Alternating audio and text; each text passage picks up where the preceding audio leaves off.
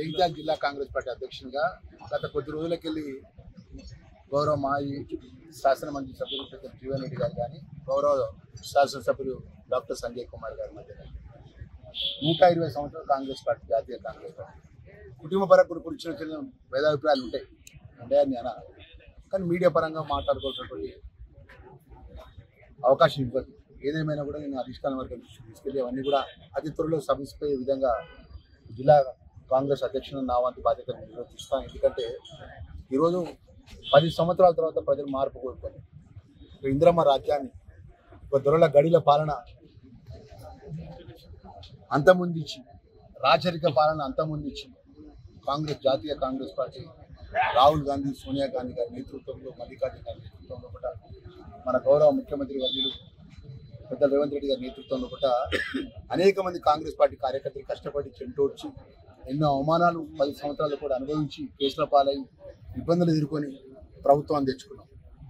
ఈరోజు గౌరవ ముఖ్యమంత్రి గారి నేతృత్వంలో పిసిసి అధ్యక్షుడు మహేష్ కుమార్ గౌడ్ గారి నేతృత్వంలో కూడా మా జిల్లాకు సంబంధించిన పెద్దలు జీవన్ రెడ్డి గారు కానీ పెద్దలు శాసనసభ్యులు గారు కానీ ఏదైతే ఈ మధ్య జరిగే అంశంలో కూడా క్లుప్తంగా మీడియా పరంగా వచ్చినట్టు అన్ని విషయాల్లో కూడా ఏ విధంగా ఆ విషయాలు సబ్సైడ్ చేసే విధంగా మా పిసిసి అధ్యక్షులతో మన మహేష్ కుమార్ గౌడ్ గారికి పూర్తి రిపోర్ట్ రేపు హైదరాబాద్ వెళ్తున్నాయి. ఈరోజు రేపు వారికి ముందు పెడతా. అతి త్వరలో మేమందరం కలిసి ముందుకెళ్తామనే విషయాన్ని కూడా మీ ద్వారా తెలియజేసుకుని దయచేసి మా మీడియా మిత్రులు కూడా మాకు సహకరించారు. ఊరంతలు గొడ్డంతలు చేయకూడదు. ఇలా కేటీఆర్ తెలుసా? కేటీఆర్ హరీష్ రావు అనుకున్నారు. మా మీడియా మిత్రులు చెప్తున్నా అంటే మామూలు కూర్చుకొని అనుకున్నాను నాకు 10 ఇవ్వాలని నాకు 10 ఇవ్వాలని.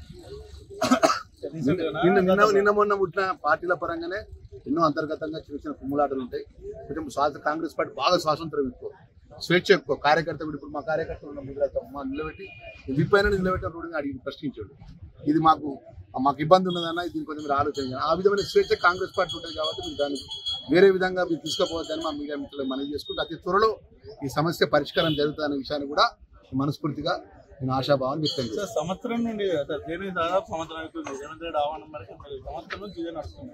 అభివృద్ధి అనేది జరగకుండా అభివృద్ధి ఏంటంటే అట్లాంటి ఇక్కడ జగిత్యాలలో 140 కోట్ల ఇంటిగ్రేటెడ్ హాస్పిటల్ వచ్చింది. ఇక్కడ అనేక అభివృద్ధి విషయంలో కూడా ఎక్కడ కూడా అభివృద్ధి విషయంలో కూడా జిల్లా ఎన్నికబోయే ప్రసక్తి ఉండదే ఉండదండి. అంటే ఏదైనా కూడా సరే ఇప్పుడు మీరు మీడియా మిత్రులు మీరు ఒక పత్రిక మీది ఒక అభిప్రాయం ఉంటుంది, మీరు ఒక పత్రిక మీది ఒక అభిప్రాయం ఉంటుంది. 30-40 సంవత్సరాలు రాజకీయంగా అనుభవం జీవన్ రెడ్డి గారి యొక్క అనుభవం ఆలోచన విధానం ఒక విధంగా ఉండొచ్చు. శాసనసభ్యులుగా ఉన్న పెద్ద సంజయ్ కుమార్ గారు ఆలోచన ఒక విధంగా ఉండొచ్చు. ఏదైనా కూడా అల్టిమేట్గా ప్రజలకు మేలు చేసే కార్యక్రమం కదండి. ఇప్పుడు ఐటీఐ తీసుకొచ్చినా ఇంటిగ్రేటెడ్ హాస్టల్ వచ్చినా ఏదైనా ప్రజలకు మంచి జరిగే అంశం ఖచ్చితంగా నేను జిల్లా కాంగ్రెస్ అధ్యక్షున దయచేసి ఖచ్చితంగా అండి ఆ విషయంలో కూడా కులంకుషంగా మా ఇన్ఛార్జ్ జనరల్ మీనాక్షి నటరాజన్ గారు మా పిసిసి అధ్యక్షులు గారు కానీ మా ముఖ్యమంత్రి వర్గం గారు దృష్టి తీసుకెళ్ళి సాధ్యమైన మీడియా మిత్రులు మనం చేసుకున్నాం. దయచేసి వేరే విధంగా కాకుండా ఈ మధ్యలో జరిగినటువంటి అంశాన్ని మొత్తం కూడా వారి ముందు పెడతా. రాబోయే రోజుల్లో ఈ విషయం మొత్తం అక్కడికక్కడనే సబ్సిడీ విధంగా జిల్లా కాంగ్రెస్ అధ్యక్షునిగా నా బాధ్యత నిర్వర్తిస్తానని మరొకసారి మీడియా మిత్రులకు